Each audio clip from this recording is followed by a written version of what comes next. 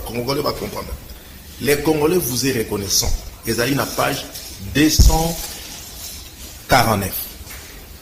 Vous tous qui avez combattu pour une élite noble et juste, en vous ce sont des valeurs spirituelles qui régnaient et luttaient comme roi durant vos vies. Cela nous est resté dans le cœur et gravé et nous les servirons en héritage. À vous tous partisans de l'indépendance, nos ancêtres, et d'autres martyrs qui ont souffert pour qu'aujourd'hui la lumière de la liberté, de l'unité, de la loi et de la justice nous soit couronnée. Injustement que vous avez été maltraités, mais justement vous avez souffert pour sauver vos frères, sœurs africains et tous les Congolais.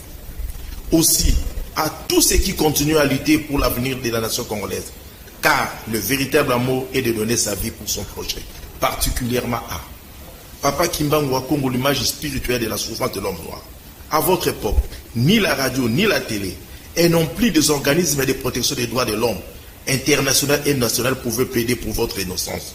Combien vous étiez sacrifiés, maltraités, malgré la souffrance, voire même parmi vous les autres, étaient brûlés, enterrés vivants.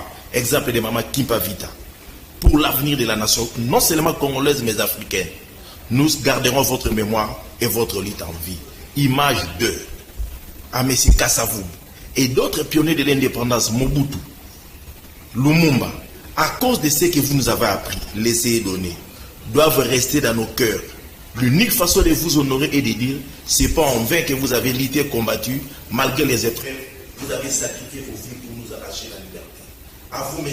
Mobutu, pour l'importance de l'unité que vous avez démontrée, nous n'oublierons jamais pour renforcer notre solidarité entre Congolais et tous les pays africains.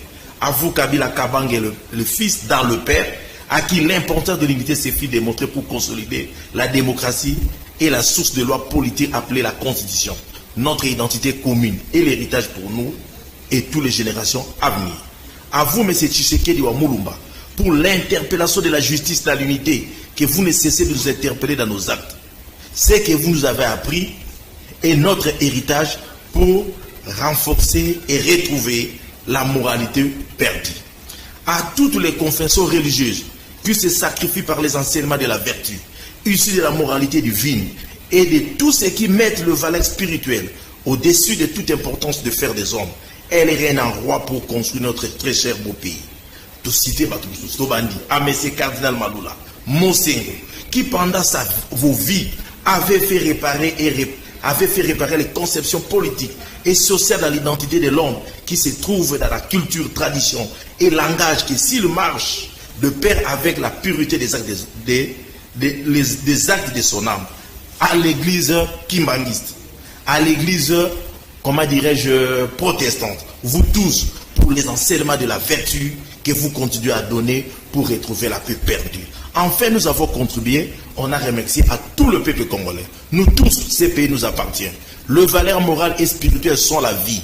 Elles doivent être notre identité et langage. Pour cela, tout vivant comme mort dans l'ombre, qui ont lutté intérieurement, mais combattu physiquement et continué à lutter et à résister extérieurement pour avoir une identité et langage commun autour de la liberté, l'unité, loi et enfin la justice, à savoir les institutions nationales, la presse, les associations non gouvernementales, ainsi que les organismes internationaux.